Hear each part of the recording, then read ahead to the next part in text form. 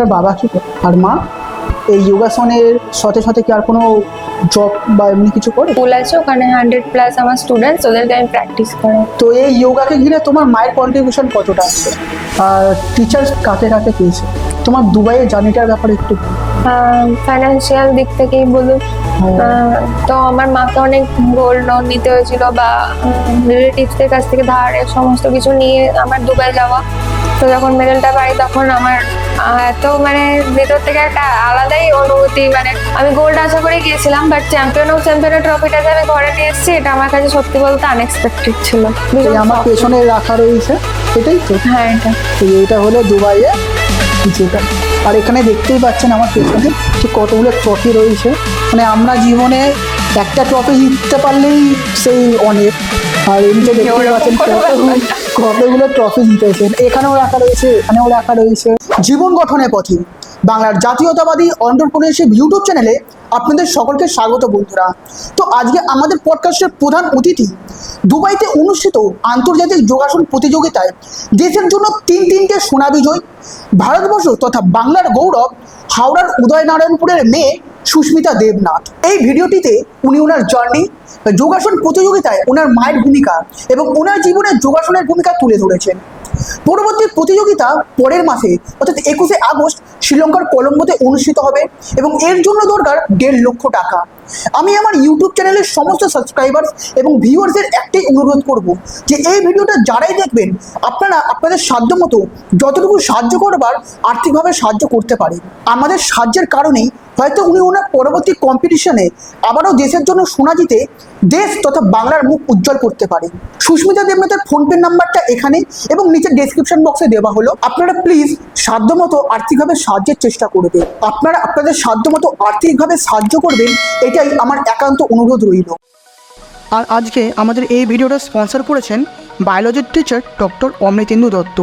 Doctor Amritendu Dutta প্রায় 17 বছরেরও বেশি সময় ধরে ছাত্রদের বায়োলজি এবং নিটের জন্য প্রস্তুত করে চলেছেন। আমি ওনার একটা ইন্টারভিউ নিয়েছি এবং ওনার কোচিং ইনস্টিটিউটের সম্পূর্ণ একটা ব্লগ বানিয়েছি, যে ভিডিওগুলির লিঙ্ক নিচে ডিসক্রিপশনে এবং ওপরের আই বাটনে আপনারা সবাই পেয়ে যাবেন। তো আপনারা যদি কেউ বায়োলজি নিয়ে পড়তে চান বা ভবিষ্যতে ডাক্তার হবে বলে নিট ক্লিয়ার করতে চান, তাহলে অবশ্যই ওনার কাছে অ্যাডমিশন নিতে পারেন। তো চলুন আজকের ভিডিওটা শুরু করা যাক।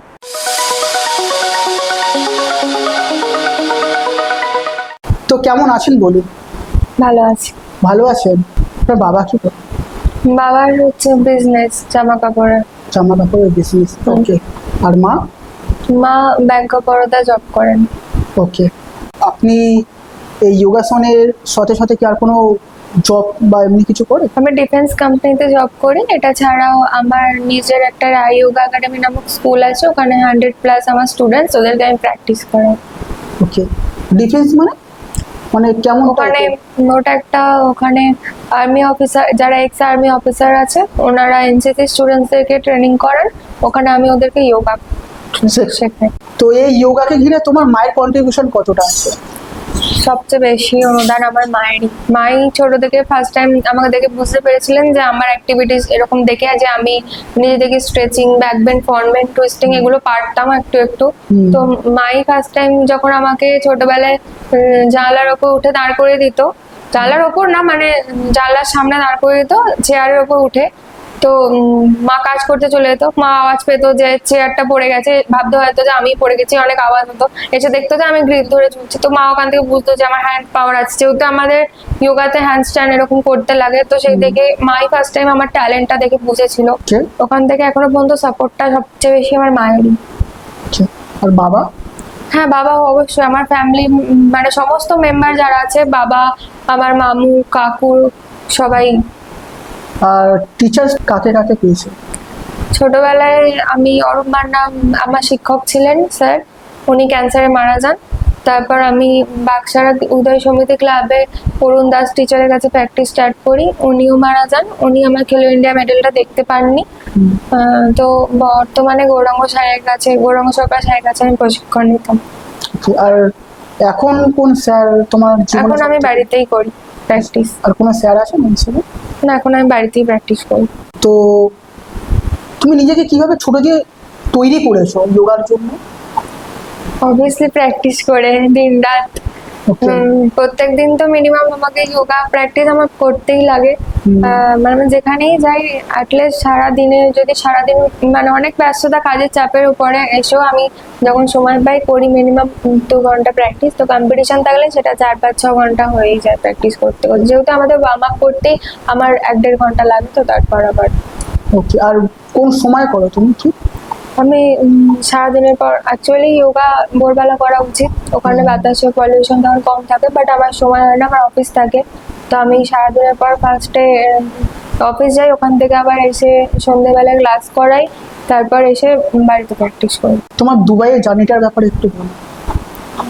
দুবাই ওখানে তো অনেক স্ট্রাগল করে পৌঁছানোটাই অনেক স্ট্রাগল করা ছিল, ফাইন্যান্সিয়াল দিক থেকেই বলুন। তো আমার মাকে অনেক গোল্ড লোন নিতে হয়েছিল বা রিলেটিভসদের কাছ থেকে ধার সমস্ত কিছু নিয়ে আমার দুবাই যাওয়া। তারপর ওখানে গিয়েও 10টা দেশ ওখানে পার্টিসিপেট করেছিল। তো ওদেরকে দেখে একটু নার্ভাস তো হয়েইছিলাম। তো তখন যখন নার্ভাস হয়েছিলাম মাই আমাকে কনফিডেন্স জোগাচ্ছিল, যে মাও নার্ভাস হচ্ছিল যে 10খানা দেশ আছে, কি হবে কি না, এত দূর থেকে এত কষ্ট করে স্ট্রাগল করে এসেছি। তো যখন মেডেলটা পাই তখন আমার এত মানে ভিতর থেকে একটা আলাদাই অনুভূতি, মানে খুশি হয়েছিলাম যে অনেক দিনের ড্রিম ছিল। খেলো ইন্ডিয়া মেডেল পাওয়ার পর থেকে আমি ভাবি যে ইন্টারন্যাশনাল করব, মাও ছোট থেকে বলে। তো মা তো কেঁদেই ফেলেছিল ওখানে। দেখছিলাম হ্যাঁ, মায়ের এটা। আমার ফ্যামিলি মাসিমণিরা সবাই ফোন করছে, কাঁদছে। মানে সোশ্যাল মিডিয়াতেও ওখানে দুবাইতে হোয়াটসঅ্যাপে কল যায় না, একটা ইমো বলে অ্যাপ ডাউনলোড করেছিলাম, যে ওখানে কলে কথা হচ্ছিল। আমার সিমটা ওখানে চলছিল না, একটু কন্ট্যাক্ট করতেও সমস্যা ছিল। তখন বাড়ি সবাই শুধু কাঁদছে, মানে খুশিতে কাঁদছে আর কি। একদম মানে একটা মধ্যবিত্ত বাড়ি দিয়ে মেয়ে উঠে যে তুমি এতটা বড় অ্যাচিভ করতে পেরেছো, দেশের জন্য বলো নিজের ফ্যামিলির জন্য বলো, সেটা কোনো অংশে কম নয়। ঠিক আছে, তো আমরা সবাই তোমাকে স্যালিউট জানাই সেক্ষেত্রে। ধন্যবাদ অনেক। তুমি কি ওখানে কোনো মানে ঘুরতে গেছিলে? মানে হ্যাঁ, আমরা যেখানে আমাদের কম্পিটিশন হচ্ছিল ওখান থেকে 10-15 মিনিট দূরেই বুর্জ খলিফা ছিল। তো যেহেতু গিয়েছি আর কবে যাবো কি না, তাই ঘুরে নেওয়াটাই বেস্ট হবে নাকি। তো ওখানে আমরা বুর্জ খলিফা যেহেতু সামনেই ছিল, বুর্জ খলিফা ঘুরে এসেছি, প্লাস সাফারি এই সমস্ত কিছু, মরুভূমিতে উঠে চেপেছি, আচ্ছা। সবকিছুই দেখে এসেছি। ভীষণ সুন্দর জায়গা। সো একজন স্পোর্টস অ্যাথলিট হওয়ার জন্য তোমার লাইফে ডিসিপ্লিনটা ঠিক কতটা ইম্পর্টেন্ট? শুধুমাত্র যারা অ্যাথলেট তাদের পক্ষেই না, ডিসিপ্লিন সবার লাইফের পক্ষেই অনেক ইম্পর্টেন্ট। ডিসিপ্লিন ছাড়া আমরা কখনোই সাকসেস হতে পারি না। যেমন আমি যে ডিফেন্স কোম্পানিতে জব করি, ওখানেও আর্মি অফিসাররা এনসিসি স্টুডেন্টদেরকে একই জিনিস শেখায়, যে সবার আগে মানুষের মতন মানুষ হও এবং ডিসিপ্লিন শেখো। ডিসিপ্লিন ছাড়া কোনোদিন তোমরা সাকসেস হতে পারবে না। আনডিসিপ্লিন ভাবে চললে কোনোদিন সাকসেস পাওয়া যায় না। আর এই কারণেই হয়তো তুমি যোগাটা প্রতিদিন সকালবেলায় করো। হ্যাঁ, সকালে আমার তো হয় না, বাট সারাদিনে যখন খুশি সময় করতেই হয় আমাকে, মোট কথা ওইটা আর কি। আচ্ছা আচ্ছা। আর ওটার জন্য তুমি বলে 1.5 ঘন্টার মতো ওয়ার্ম আপ করতেই 1.5 ঘন্টা লাগে? হ্যাঁ, আমার ওয়ার্ম আপ করতে টাইম লাগে। এবার আমার মিনিমাম প্রত্যেকদিন 2 থেকে 2.5 ঘন্টা প্র্যাকটিস করতে লাগে। করতেই লাগে 2.5 ঘন্টা। নিজের জন্য সারাদিনে সবকিছু করছি, তো নিজের জন্য কিছু টাইম তো বার করতেই হয়। হ্যাঁ, আর যেদিন খুব কাজের প্রেশার থাকে, মানে সকাল 6টা দিয়ে রাত 12টা অব্দি হয়তো এইভাবে তুমি কাজ করছো, তখন ওই সময়- ব্যতিক্রম, সেদিনটা তো অফ যাবেই। যেহেতু আমি একদিন দেখা গেলো যে বাড়িতেই আসতে পারলো না, তো বাড়িতে না এলে কিভাবে প্র্যাকটিস করবো। হয়তো তার পরের দিন আপনি 2.5 ঘন্টার বদলে হয়তো 3.5 ঘন্টা বা 4 ঘন্টা কি এক্সট্রা। এরকম কোনো ব্যাপার না, ডেলি করাটাই আমি মেনটেন করি। তো কোনোদিন হয়তো ব্যতিক্রমই বাদ পড়ে যায়, এটা সব ক্ষেত্রেই হয়, হ্যাঁ, সবকিছুরই ব্যতিক্রম থাকে। আপনি যখন দুবাইয়ের মেডেলটা জিতলেন, হ্যাঁ, তো আপনার তখন কেমন মনে হচ্ছিল, মানে কেমন ফিল হচ্ছিল? শক ছিলাম আমি ফার্স্ট টাইম তো এতে শক হয়েছি যে আমি তিনটে ইভেন্টে গোল্ড পেয়েছি। হ্যাঁ। তার মধ্যে আবার চ্যাম্পিয়ন রাউন্ডে ফার্স্ট রানার আপ হয়েছি, $100 ইউএসডিও পেয়েছিলাম। তো ভীষণ মানে আমি গোল্ড আশা করে গিয়েছিলাম, বাট চ্যাম্পিয়নের ট্রফিটা যে আমি ঘরে নিয়ে এসেছি, এটা আমার কাছে সত্যি বলতে আনএক্সপেক্টেড ছিল। ভীষণ এই আমার shock পেছনে রাখা রয়েছে, এটাই তো? হ্যাঁ, এটা এইটা হলো দুবাইয়ে যেটা ট্রফি। হ্যাঁ, আর এখানে দেখতেই পাচ্ছেন আমার পেছনে যে কতগুলো ট্রফি রয়েছে। মানে আমরা জীবনে একটা ট্রফি জিততে পারলেই সেই অনেক। আর এমনি তো দেখতেই ওরকম পাচ্ছেন কোনো ব্যাপার না। কতগুলো ট্রফি জিতেছেন, এখানেও রাখা রয়েছে, এখানেও রাখা রয়েছে।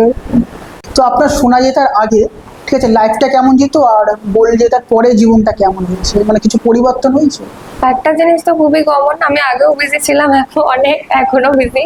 তো আগে আমাকে হয়তো ন্যাশনাল বা খেলো ইন্ডিয়া মেডেল জেতার পর অনেকে চিনতেন, বাট বেশি আমার পরিচিতি আমি পেয়েছি ইন্টারন্যাশনাল মেডেল আনার পর।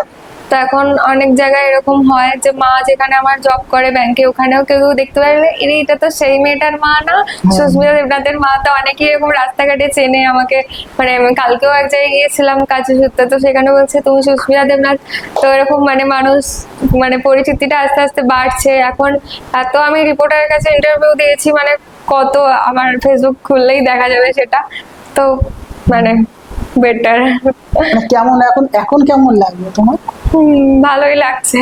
ভালোই লাগছে। হ্যাঁ আর আর তোমার মা বাবা তো খুবই খুশি সেক্ষেত্রে। হ্যাঁ, আর আমার মেয়েটাই বেশি ভালো লাগে যে আমি যখন সংবর্ধনা পাই আমার মা বাবাকে বেশি খুশি করতে পারি। আমার সংবর্ধনার মধ্যে আমার মা বাবা বেশি সম্মানিত হয়, তো এটাতে আমার বেশি বেটার ফিল হয়। সো আপনার ডায়েট প্ল্যানটা বলুন কেমন আছে, মানে কেমন কি কি খান? আমি নর্মালি মানুষ যেমন খায় তেমনি খাই, আমার কোনো সেরকম ডায়েট প্ল্যান নেই। তবে তেল জিনিসটা একটু এড়িয়ে চলি, ব্যাস, আর কিছু না। আচ্ছা, মানে এমনি চিকেন মটন বাড়িতে যেগুলো হয় সেইগুলো? আমি মটন এমনিও খাই না, আমার টেস্ট ভালো লাগে না। আচ্ছা। নর্মালি আমি যেরকম যে কোনো ডায়েট প্ল্যানের মধ্যে চলি এরকমটা কিছু না। আমি যোগাসন প্র্যাকটিস করি, ওতেই সুস্থ আছি, এটাই থাকতে চাই। আচ্ছা। আমার ডায়েট আলাদা কোনো না, কিছু অনেকে দরকার হয় না পড়ে যে না। সকালবেলা উঠে অনেকে একটা ডায়েট রুটিন ফলো করে, যে ছোলা খাচ্ছে অনেকে। আমার প্র্যাকটিসের পর মা আমাকে ছোলা এরকম ভিজিয়ে রাখে, ছোলা বাদাম ডানা দেয়, ওটা খাই। আর ফল খাই বিকালের দিকে এরকম, বাড়িতে থাকলে তাও ছুটির দিন। আচ্ছা আচ্ছা। তো আপনি এত কাজ করেন, মানে আপনার তো টাইমই খুব, মানে ওটাই হচ্ছে, মানে আজকেও আমি অনেক করেই টাইম বার করেছি। হ্যাঁ দেখলাম। সো একজন স্পোর্টস অ্যাথলিট হওয়ার জন্য মেন্টালি এন্ড ফিজিক্যালি কতটা স্ট্রং হওয়া দরকার? আমার মনে হয় যে ভীষণ পজিটিভনেস দরকার। এটা ভগবান প্রদত্ত, আমার কাছে ছোট থেকেই ছিল। আমি ছোট থেকেই কোনো কম্পিটিশনে যাওয়ার আগে ভাবি যে আমি যাচ্ছি মানে মেডেল নিয়েই ফিরবো, এরকম একটা মনোবল। এটা একজন অ্যাজ এ অ্যাথলিট ভীষণ কাজ করে, মানে পজিটিভনেসটা অনেক থাকা দরকার। যারা একটুতেই যাওয়ার আগেই বলে আমার দ্বারা হবে না, আমি পারবো না, ভয় পেয়ে পিছিয়ে গেলাম, আগে যাই দেখি তো সিচুয়েশনটা, হতেও তো পারে আমি বেটার, মানে হয়তো অনেকে ভয় পিছিয়ে যায়। ফিজিক্যালি অনেক স্ট্রং আছে কিন্তু মেন্টালি অতটা সেইভাবে স্ট্রং নয়। মানে মেন্টালি যে স্ট্রং থাকবে না সে তো প্রথমেই হেরে যাবে, হ্যাঁ, যাওয়ার আগেই হেরে যাবে। ওটাই একদম, মেন্টালি স্ট্রং হওয়া দরকার। আমার মধ্যে পজিটিভনেসটা আমার ছোট থেকেই ছিল। তো দুবাইয়ে যে গেছিলে, তো সেই কারণে কত টাকা খরচ হয়েছে? আমার আর আমার মায়ের মিলিয়ে টোটালটাই বলছি, যেহেতু টোটালটাই হিসেব করা হয়েছে, তো 2,50,000 খরচ হয়েছে। 2.5 লক্ষ টাকা? হ্যাঁ, সবকিছু থাকা নিয়ে, আচ্ছা। কম্পিটিশন, মানে যাওয়া সব থাকা, হ্যাঁ খাওয়া দাওয়া সব মিলিয়ে? সব নিয়ে। কতদিন ওখানে ছিলেন? 8 দিন ছিল। 8 দিন ছিলেন। আর এই শুনেছিলাম নাকি মানে আপনার মা গয়না বন্ধ করে রেখেছেন? হ্যাঁ, আমার যাওয়ার আগে তো ভীষণই ফাইন্যান্সিয়ালি প্রবলেমের মধ্যে দিয়ে যাচ্ছিলাম। তো শেষ মুহূর্তে মাকে আমার গোল্ড লোন নিতে হয়েছিল। আর তারপর কিছু রিলেটিভস আছে, ওনারা সেই সময় ধার দিয়েছিলেন। তো ওইসব কিছু নিয়েই আমার খেলতে যাওয়া। মানে একটা ভালো রিস্ক নিয়ে গেছিলেন? হ্যাঁ, ভীষণ রকম, মানে পুরোটাই রিক্সেই গিয়েছি। মানে আমরা হয়তো জানিও না আমরা জিততে পারবো কিনা, তাও আমরা এতগুলো টাকা মানে রিলেটিভ দিচ্ছে বা আমরা গয়না বন্ধ মাঝে করে মাঝে রাখছি। রিস্ক নিতে হয়। হ্যাঁ, রিস্ক নিতে হয় একদম। মানে হয় না, কথায় আছে না যে রিস্ক হ্যায় তো ইস্ক হ্যায়, রিস্ক তো জীবনে নিতেই হবে। আর জীবনে রিস্ক না নেওয়া হয়তো সব থেকে বড় রিস্কের ব্যাপার, তাই তো? সো নেক্সট কম্পিটিশন কবে আসছে? আগস্টে। আগস্টে? কত তারিখে? আমি এখান থেকে 19 তারিখ বেরোচ্ছি। এখান থেকে 19 তারিখ বেরোচ্ছে? 21 তারিখ থেকে খেলা শুরু। আচ্ছা, 21 তারিখ দিয়ে খেলা শুরু। আর ওখানে তাহলে কত টাকা খরচ হবে? ওখানে 1.5 লাখ। 1.5 লক্ষ টাকা। আর ওইটা হচ্ছেটা কোথায়? কলম্বো, শ্রীলঙ্কা কলম্বো। কলম্বোতে হচ্ছে? Marina beach. তো কিছু টাকা কি অ্যারেঞ্জ হয়েছে? কিছুটা হয়েছে, কিছুটা মানে নিউজ পোর্টালের মাধ্যমে আমার এবিপি আনন্দ বা আনন্দবাজার পত্রিকা আরও যারা নিউজ আমার কাছে রিপোর্টাররা এসেছিলেন ইন্টারভিউ নিতে, ওনারাও জানতে পেরেছেন যে আমার ফাইন্যান্সিয়াল প্রবলেম হচ্ছে। তো ওনারা সোশ্যাল মিডিয়াতে বা পেপারে দেওয়ার পর আমার কাছে কিছু কিছু জায়গা থেকে স্পন্সর আমি পাচ্ছি। Okay. দেখা যাক কি হয়। ওকে, আর এই ভিডিওটা যারা দেখবে, মানে আমার ইউটিউব চ্যানেলে যত ভিউয়ার্স আছে তাদের কাছে আমি এই রিকোয়েস্টটাই করব যে সুস্মিতা দেবনাথের ফোনপে নাম্বারটা আমি দিয়ে দেবো ডিসক্রিপশন বক্সে এবং ভিডিওতে থাকবে। তো আপনারা যারা যেমন সাহায্য করতে পারবেন তো সাহায্যের হাতটা বাড়িয়ে দেবেন প্লিজ, কারণ এই সমস্ত মানুষ যারা দেশের জন্য কাজ করছে তাদের আমার তো মনে হয় যে এগিয়ে যাওয়া দরকার। ওরা যেমন দেশের জন্য কাজ করছে, তো আমাদের দেশের সাধারণ মানুষ হয়ে আমাদেরও কিছু কর্তব্য রয়েছে যে ওদের সাহায্যের হাতটা বাড়িয়ে দেওয়ার। তো সুস্মিতা দেবনাথের ফোনপে নাম্বারটা দেওয়া থাকবে, তো আপনারা প্লিজ যারা যেভাবে হোক আপনারা সাহায্য করার আপনারা করতে পারেন। তো আচ্ছা, আপনার যে পুরো এই জার্নিতে কেউ কি আপনাকে ডিমোটিভেট করেছে কখনো যে আপনি পারবেন না এটা করতে? এইভাবে কেউ? যেমনি মোটিভেট করার মানুষ থাকে তেমনি সোশ্যাল মিডিয়াতে বা আমাদের সাধারণ বাস্তব মানে লাইফে ডিমোটিভেট করারও মানুষ থাকে। তো আমি কখনোই কারো কথা কানেও দিইনি। আমি সাকসেস হওয়ার পরেও অনেকে সোশ্যাল মিডিয়ায় এত এত ভালো কমেন্টের মধ্যে কিছু কিছু খারাপ কমেন্ট তো থাকবেই।